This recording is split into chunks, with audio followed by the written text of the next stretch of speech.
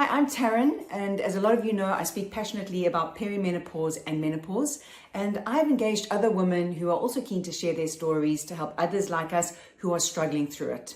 Today we're going to speak to Helen Pope. She's a wonderful, amazing cancer survivor and mother and million other things as well, and she's going to tell us how she coped with being forced into menopause as well as what she does to help herself, given that she can't take HRT. Helen, thank you so much for joining us. I was really interested in your story from the messages you told me, being a cancer survivor and coming through menopause. I don't know too much about yet because I wanted to find out in a podcast so that I'd be as curious as listeners. Thank you so much for having me. I am so excited to be here. I am excited to tell my story as well, and I hope it will resonate with others regarding menopause and how it affects someone with cancer differently. Yes, because it's just not something I've addressed on my channel, and I know, there's so many women that go through it. So this is going to be so helpful. I thought maybe we could start with a pivotal moment, and then we can work around that. The pivotal moment in my life has been the diagnosis of breast cancer and thyroid cancer. So that happened in, I was diagnosed back in 2022 in December, just before Christmas. So that was a challenge. And I went through cancer treatment for about a year and a half, and now I'm on the other side, Taryn. So was that a diagnosis for both at the same time? It wasn't, no. I was diagnosed with stage 3 breast cancer through a series of biopsies. I'm 50 years old, but at the age of 48, I was diagnosed. It was my fourth routine mammogram how it came about. So I was allowed to have breast mammograms from the age of 40 because my mother was diagnosed with breast cancer. So generally in Australia, you're allowed to have free mammograms, I should say free mammograms from the age of 50. But because my mum was diagnosed with breast cancer, I was able to have the mammograms routinely every 2 years from the age of 40. So at the age of 48, I'd had, 3 previous mammograms that came back normal, and then the fourth one came back with discrepancies.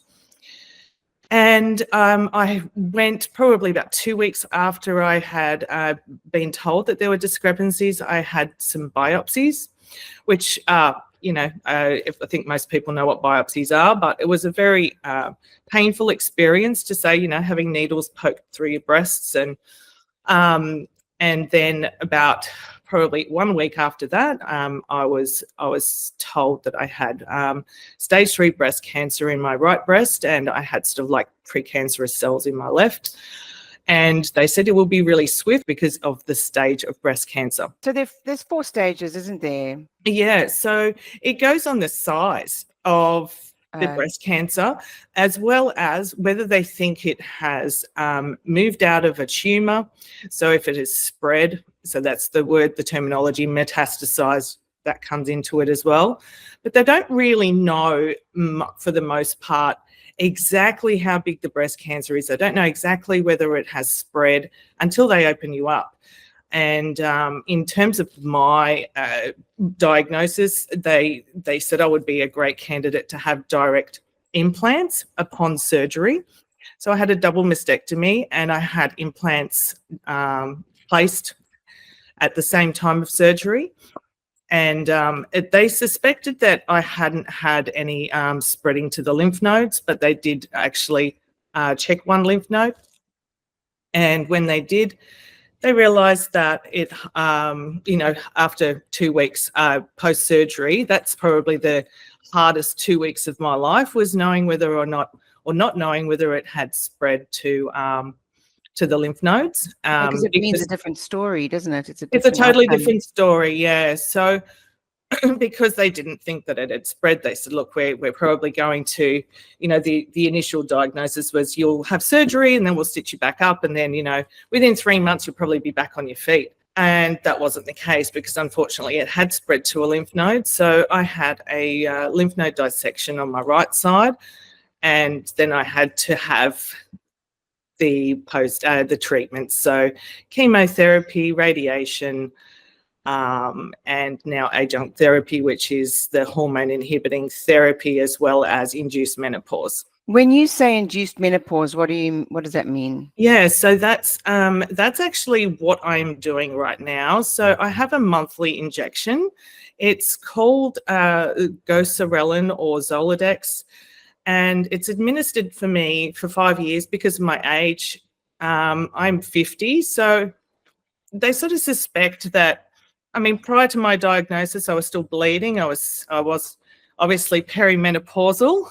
They're not certain that I've reached menopause, and the safest thing for me right now is to be in menopause. Okay. That just keeps all the hormones at bay because, or any activity at bay. They're concerned with the cancer spreading to other parts of my body, most likely being a hormone receptive cancer that I have.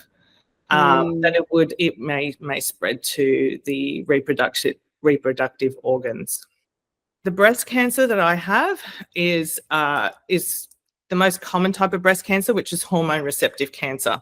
There are hormone positive cancers, breast cancer, and there's hormone negative cancer.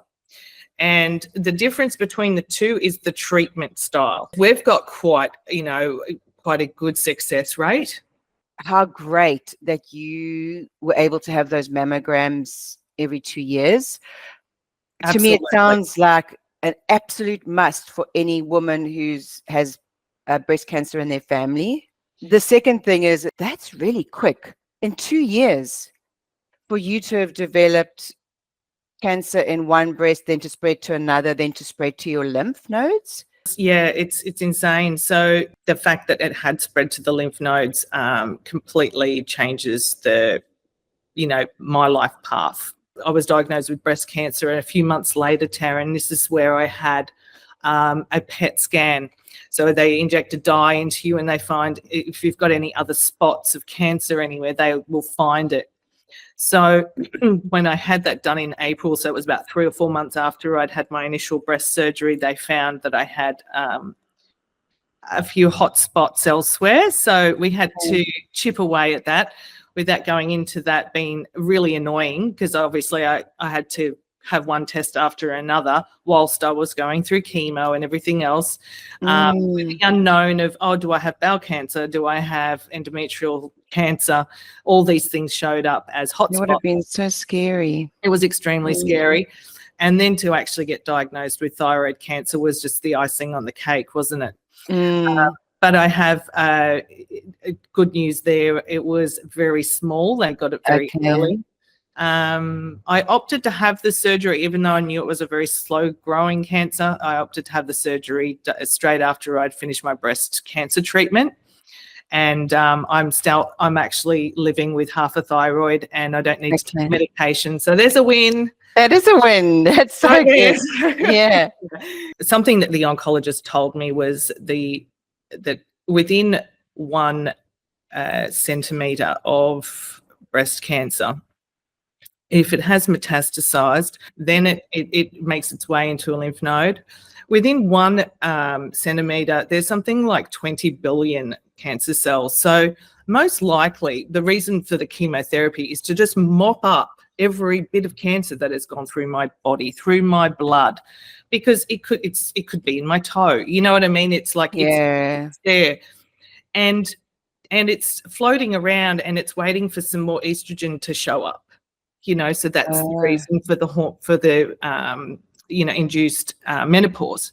But secondly, the estrogen, as we know, this is where I would really like to get into an in-depth discussion, Taryn, is about how wonderful estrogen is for us, especially for reducing things like inflammation, for helping us with there's just obviously a lot about estrogen and the benefits to it.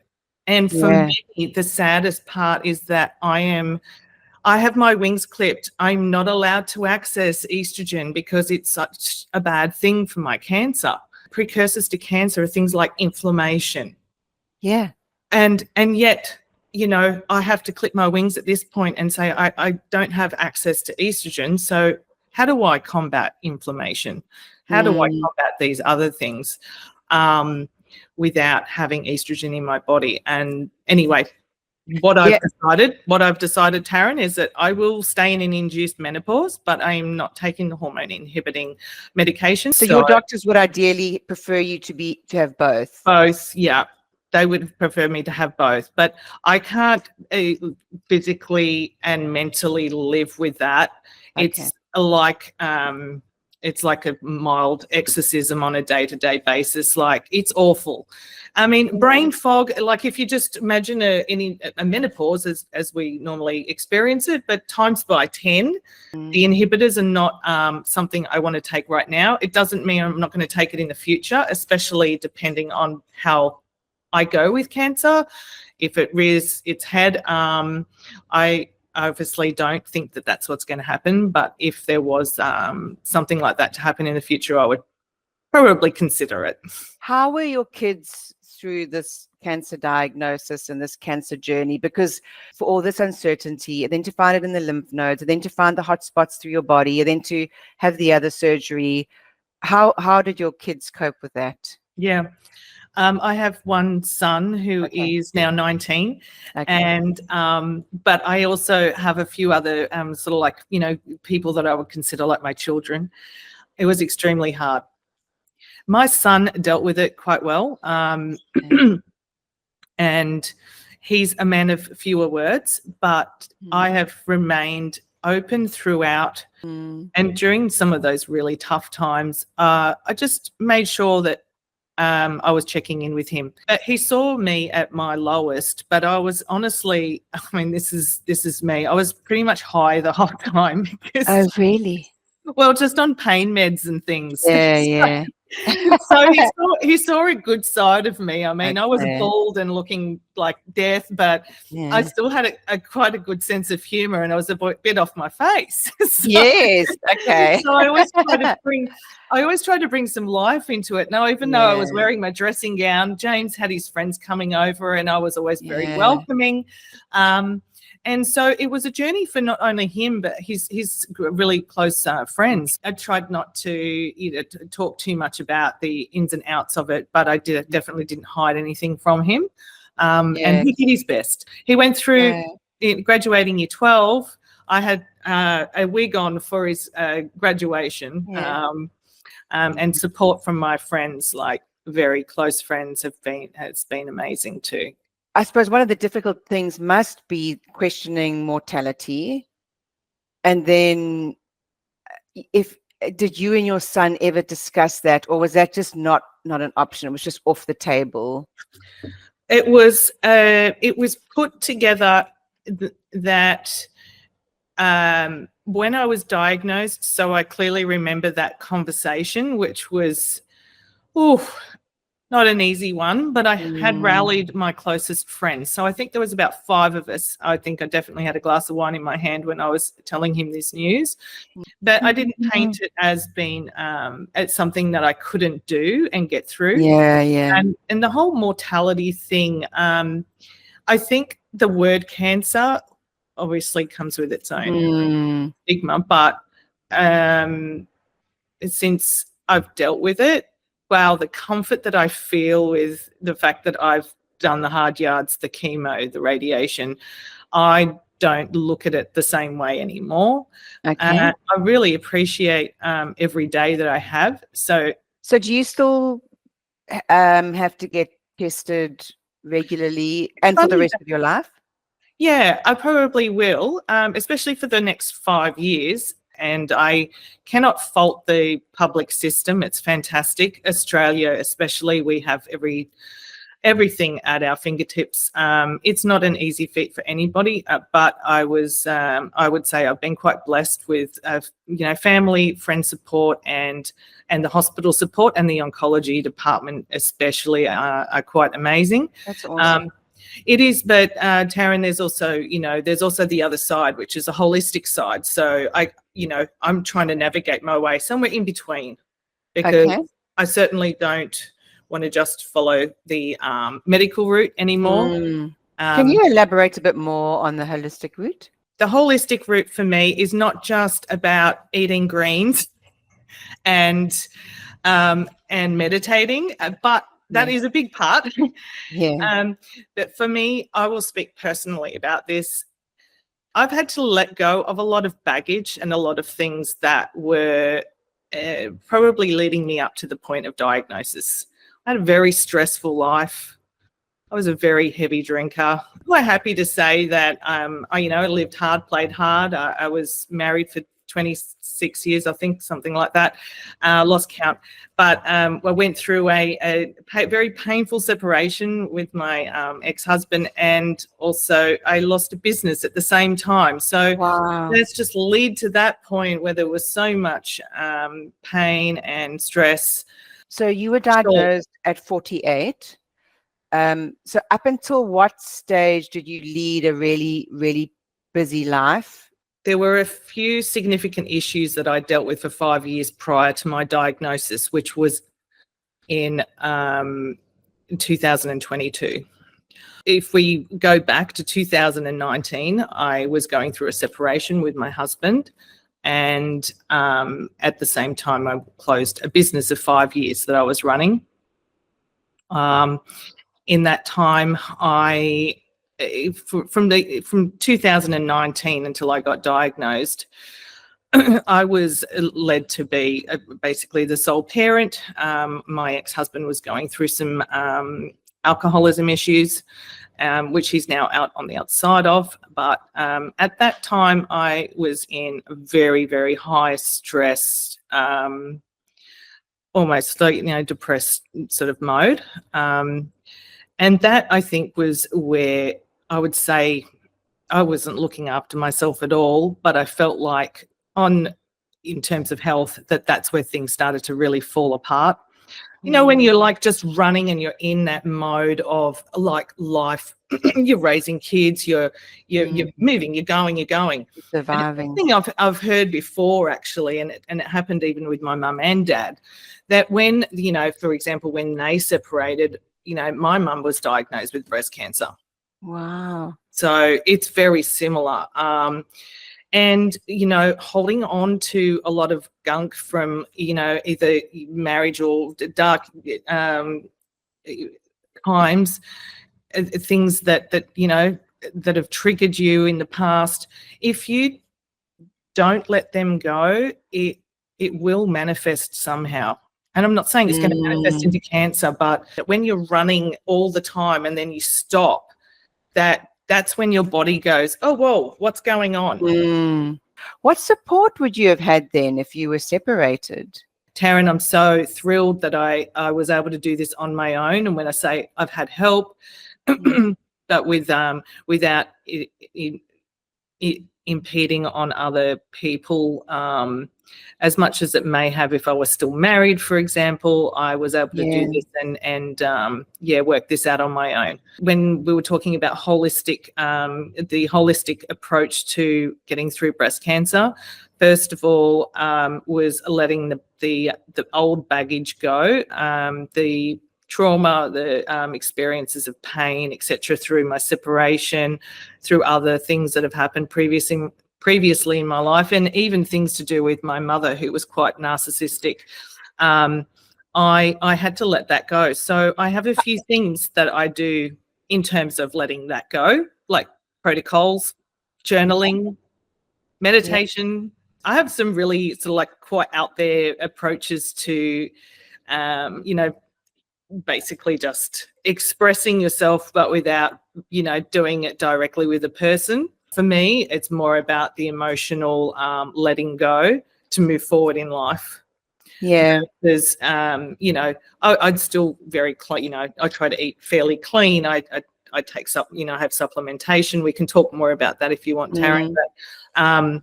But for me, it was about the things that were weighing me down in terms of my cancers. And while we're on that subject, every day is a new day, and I like to look into the future, but in terms of like the next few weeks or next few months, but I don't sort of look much further than that at the moment, which I think is fairly okay to do. You know, I have actually achieved a certificate 4 in training and assessment, which is getting me out of chefing and getting me to do something else. Yeah. And I completed that while I was going through treatment. I actually said when I got diagnosed, I was like, I'm going to finish this course if it's the last thing I do. Yeah. But here I am to tell it that I'm actually good on the other side. So yeah, I suppose you had a goal and you could focus on getting this assessment, this training. Oh, absolutely, Taryn. Yeah, it was huge. As much as my brain cells are okay, I have to be quite vigilant with getting some sleep and eating well and all those things. So that helped so that I could sit there and focus on my laptop and actually do my work. I'm so surprised that I was able to do that. I imagine what would be good as well is that subconsciously you're telling yourself there's a future as well. It really gave me a sense of purpose. I was so proud of myself when I was studying and able to get, knock something over. It sounds like you're a really great role model to your son. I think so now. Yeah. Yeah, absolutely. So Helen, in our messages, you mentioned that you're doing well and you're happy. Yeah.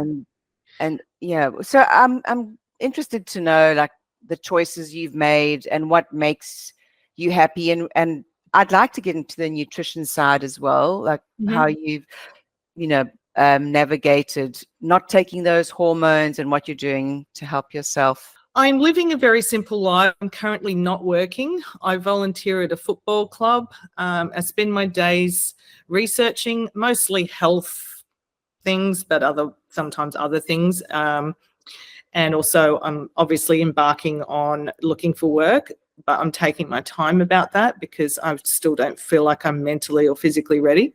And yeah, so I'm exercising. I have an exercise physiologist coming to my house twice a week that's helping me get my body back into, a good shape, better than what I was, or at least to the same degree that I was prior to diagnosis. There was a lot of sedentary, I was sedentary for a year. Yeah, and I love to cook. So I spend a fair bit of time in the kitchen cooking for my son, who really appreciates that, obviously. Aww, yeah. So that's my joy. I'm very broad and I won't say no to some good food because of a dietary restriction, but I'd rather skip a bad pizza and have an amazing wood-fired pizza as opposed to no pizza at all. Well, that is a really good way to look at it. Yeah, no, like dietary restrictions are not really a thing for me, but I just know what I feel good so with eating and drinking. So, for example, I like the taste of oat milk, and I know I feel better for it when I have it with my coffee. Dairy. I don't actually like the taste of dairy now, but so there's certain things like that where I don't restrict myself because I think, oh no, milk's bad. I just know it doesn't agree with me. So okay. And you learn this as you're going along. And I going through menopause or perimenopause, some of those things that like gluten's a real bad one for me, so I just avoid it. Okay.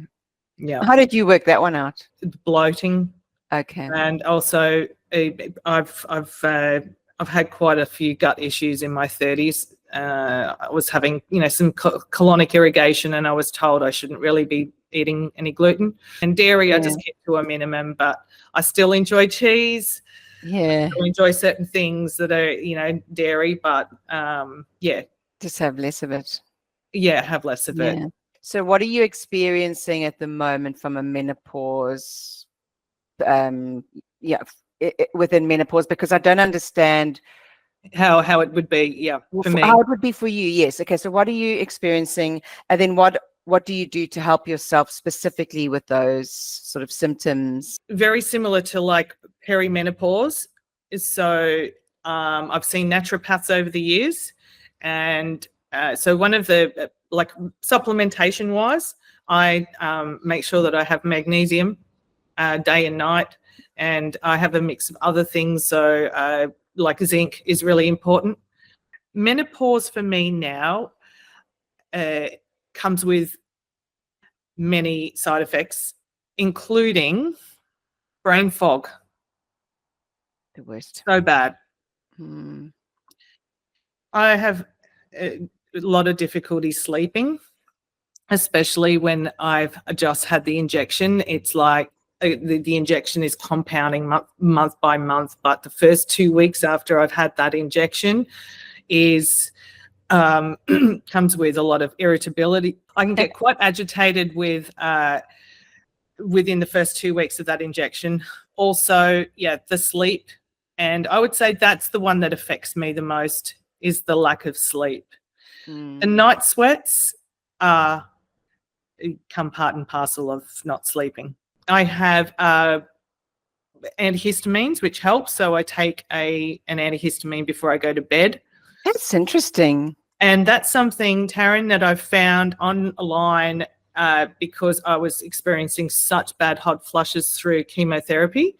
So if anybody wants to research that, have a look at the histamines, because it's the histone or something that gets affected through the hot flushes, and it really works. It really I've never heard of that. That's amazing. Okay. Yeah. And I just take a quarter of a tablet every night because I'm quite sensitive. So you don't have to take like the full dose. I have dreadful skin. Like I have, you can't see because I have makeup on, but the I think the fluctuation of the hormones has caused my skin to break out, and that's a side effect of the Zoladex injection as well. There's other side effects, but I just can't think of them right now. And I think as time goes by, as the oncologist says, you will just get used to it, Helen. It's sad. It's sad that it's something you just have to get used to. Yeah. Most of my visits to the hospital that were very important ones, I took somebody with me that was strong. Yeah. And that really helped a lot. Yeah, they were actually pushing me to have the thyroid surgery while I was going through chemo, or just prior to it. And I was like, I'm not going to cope. So I had to say certain things and ruffle a few feathers. And there's some people I don't want to see within the medical system. You just got to stand up for yourself. That strength comes within, and it takes time. It's not like once I was diagnosed, I was like, okay, I'm going to be able to deal with this. No, I spent several weeks in bed crying that I had cancer. I got through that. And then it literally, you don't, any advice I could have for anyone else that's going through cancer the cancer journey, it just always peel it back to what is the next thing that you need to deal with, rather than looking down the barrel of like everything you have to do, because it is so overwhelming. If somebody would have told me you'd be still in the system a year and a half later, I would have cracked. Okay. Yeah. Just take it day by day or week by week. And you took a lot of time or effort or both to consider what you need and how you feel to be able to go into a doctor's office and say, I'm not going to do it like that. I need to do it my way. Okay, so for example, there may have been the thyroid cancer diagnosis. The fact that I said I'm not ready to have that surgery, I was probably more in a state of anger to deal with that, Oh, F them, I'm not going to do what they've told me to do. And then I'd go and ask a friend that's been through cancer and, navigate that. So I was really open about that. But some of the smaller things, like, to be honest with you, the hormone inhibitors, currently I should be taking that. That's something that's going to decrease the cancer recurrence risk quite dramatically. I'm not going to say out loud how much, but it's something I should take. But I've battled that, Taryn. I battled that for about 2 months. So I did break down in the office, in the oncology office, and I did say I feel like I failed with this. But at the same time, I've got to get back on the grid. I can't be a basket case trying to look for work and feeling out of sorts. And the side effects of that of the estrogen, inhibitors, they cause bone pain. They cause a lot of joint pain. So that's something that we obviously experience through menopause, but that is a primary side effect. So how would I function? And that's something, if anybody else out there can openly discuss on TikTok, how do you function by taking that? and not lose the plot. But how do I get back on the grid and be a nice person? Because it actually turns you quite crazy, and I was quite aggressive on it. Yeah. Well, you would have been really uncomfortable, and there's been studies done on people who are in pain or uncomfortable, and their aggression goes up. Yeah. But it sounds like you chose quality of life, which seems like such a reasonable decision. I think so. Yeah, for now, like I said, if something else comes up within, the cancer realm, I may have to embark on that medication. But I do know that that's going to alter my quality of life. Yeah. So right now, I'm just staying positive and thinking I have the opportunity to live a better life that doesn't have stress in it, which is going to lower my inflammation levels anyway. I'm going to live a simple life, so a good quality, simple life without stress. So that is going to help with my adrenals, with just keeping everything in a sort of parasympathetic sort of mode. And I'll see how I go with that. And the fact that I don't carry baggage and I'm not, I'm not in a state of fight or flight. I'm really quite mindful of not being in high stress situations. Yeah.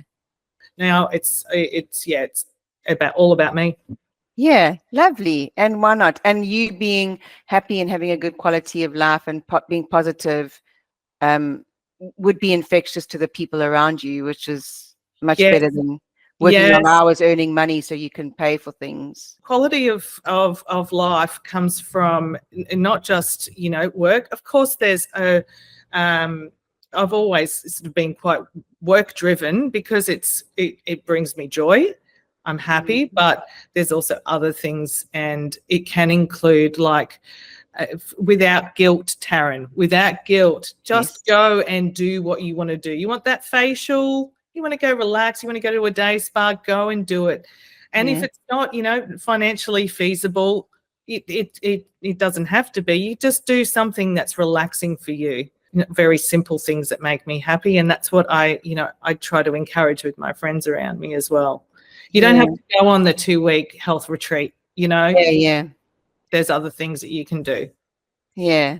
Going back in the question, but this is part of answering it, is so what are you doing to help yourself? And one of the things I wouldn't mind touching on is your approach to nutrition and food. You love cooking.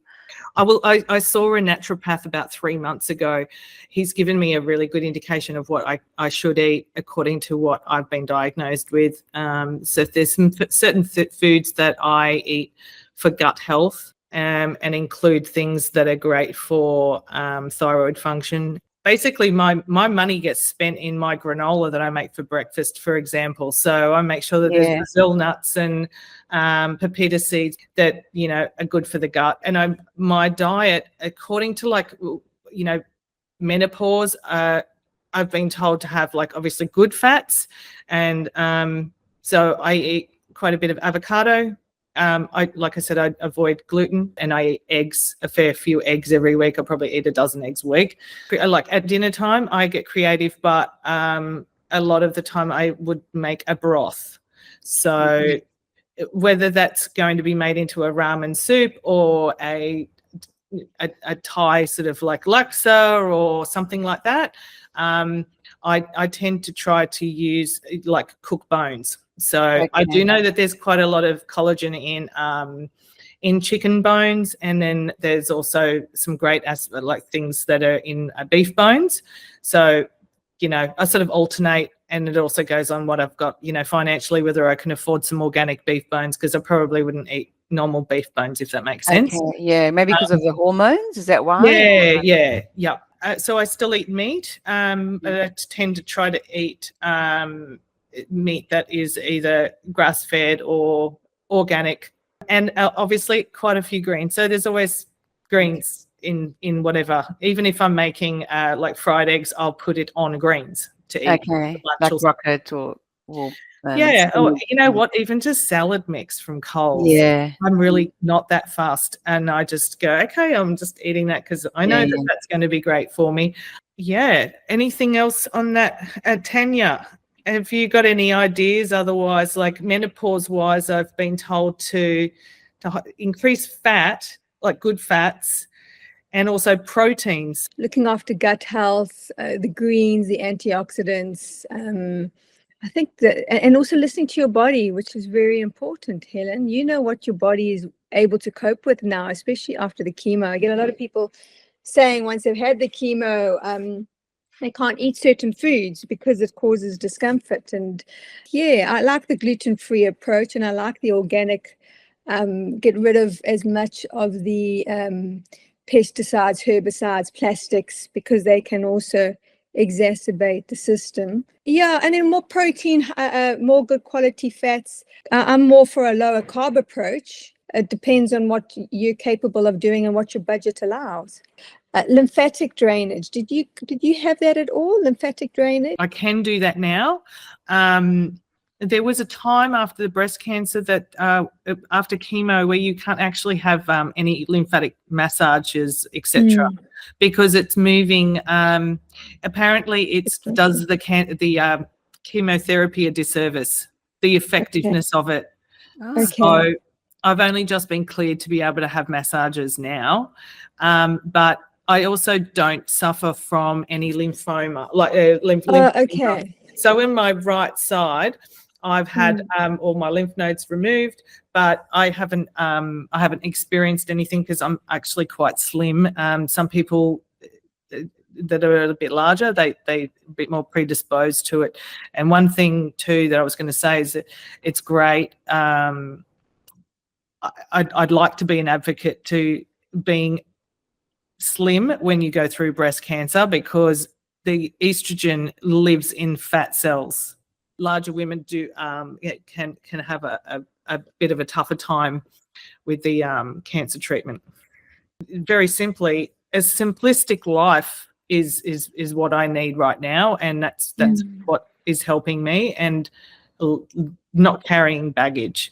People carry so much resentment and pain and through their life and don't realize that that's actually probably more detrimental than, eating well. Like, do you understand what I mean? Like, you're better off to be happy and have the pizza and not carry that baggage, because if it's affecting whether it's your adrenals or your you're in fight or flight all the time, or you're just living with this yuck, it manifests eventually. I love that.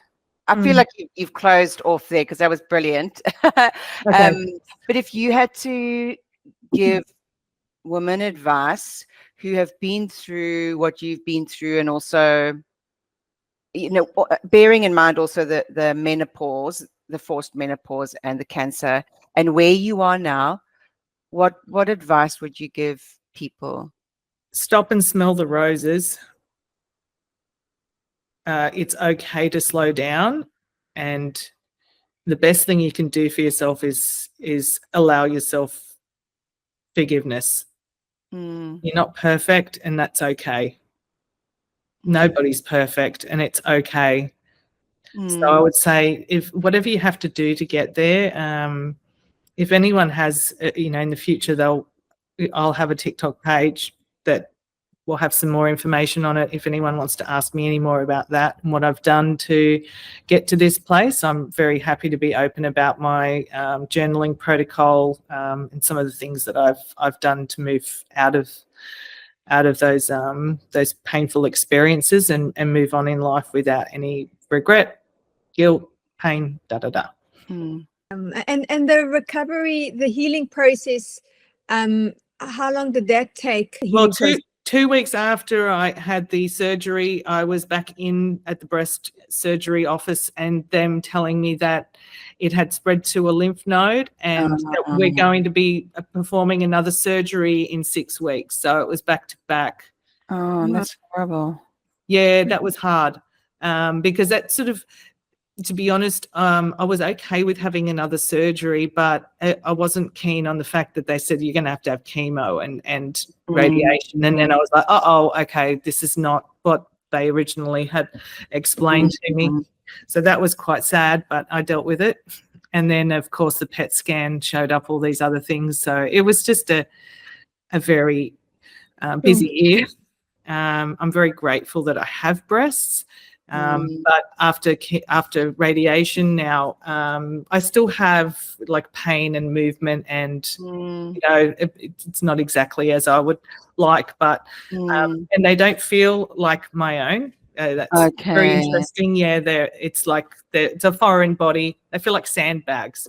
Wow. And there's actually no sensitivity at all on my breast. I'm okay with you posting all of this because a lot of people don't understand. They think, oh, you're just going to have some breast surgery, you'll be fine. But they take out all the nerve endings. They take out every single part of your breast that could potentially have cancer in it. They're going to remove everything.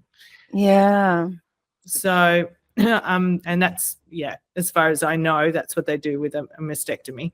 Yeah, so the implants is just an aesthetic thing. It's only aesthetic, yeah. And then Helen, your weight, has it stayed stable since the surgery and the treatment? I've put on some weight since I've started the injection. Okay. I was probably a little on the thin side, so I did look quite sick prior. Like when I got diagnosed, I'd realised, oh wow, I keep on losing this weight. So I'd gone from being a very healthy 68 kilo to about 62. And that was probably when the cancer was starting to take effect in my body. And I wasn't feeling great, but I just put it down to perimenopause as well. So this is where I say, ladies, please just get checked. Easier to deal with an early stage breast cancer. Yeah. That you can just have removed, and then you keep monitoring it, and you don't have to go through what I've gone through. Maybe like 2% of the messages I've had have been women saying, I thought I was perimenopause and found out I had Lyme disease, or I thought I was perimenopause and found out it was something else. So unfortunately, perimenopause, the symptoms of perimenopause mimic so many other things, except I do think that losing weight is the opposite of what usually happens in perimenopause. So if you're losing weight, isn't that quite a significant indicator? I was actually, in the back of my mind, if I'm really honest, Taryn, I thought something was very wrong with me when I was losing that weight and prior to the diagnosis. Okay, so you kind of. And when I got diagnosed, I was like, okay, that explains it. It wasn't exactly a surprise for me. That will explain the reason for the breast cancer. But personally, I would say the fact that I had quite I was a heavy drinker, and I lived a very fast sort of lifestyle, and I didn't deal with my, demons, etc., very healthily. It was more so just, using aids like alcohol and cigarettes, etc., to deal with stress. And I didn't really deal with the stress, if that makes sense. I think it all just covered it. Yeah. And then, of course, I've got breast cancer in my family, but I don't know exactly what my mum had. So just in case anyone's wondering about that, I don't know whether or not it was for her, whether it was the fact that she took HRT, because there's a lot of information out there saying HRT is actually good now, and it doesn't actually cause breast cancer. And then there's, so there's a lot of things, a lot of changes that are going to happen in the next sort of 5 years, especially when they bring out some new research. And I'm very keen and on the edge of my seat to find out what that shows up, because the scare tactic of HRT, that needs to be abolished now, I think. As in, I'm an advocate for estrogen being a good thing in your body, not a bad thing. But Helen, thank you so much for your time and your willingness to do this and your openness. Thank you, both of you. It's I just think the more stories we get out there of women's experiences, the more we can help women, because the medical profession has failed women historically. That's definitely changing now, but Oh, I I loved your TikTok about how you don't want to hear it coming from a man. I was cracking know. up. But that's what I like about you, because I've been Yeah. thinking that, and I'm like, oh, Yeah. for God's sake, but I'm too scared to actually say it. So yeah, Yeah. thank you. You're the sounding board. I don't really have a filter. Oh no, you don't. It's great. Pickles just come as well. Oh, so cute. How funny. You've got Minnie and we got Pickle. Yeah, well, we've got things to do, don't we, Taryn? We're going to attend Yes. to our doggies. I know. Helen, thank you so much. And we'll definitely stay in touch. And I'm looking forward to more conversations and connections and your TikToks. Thank you. You enjoy your weekend. Thanks, Tanya.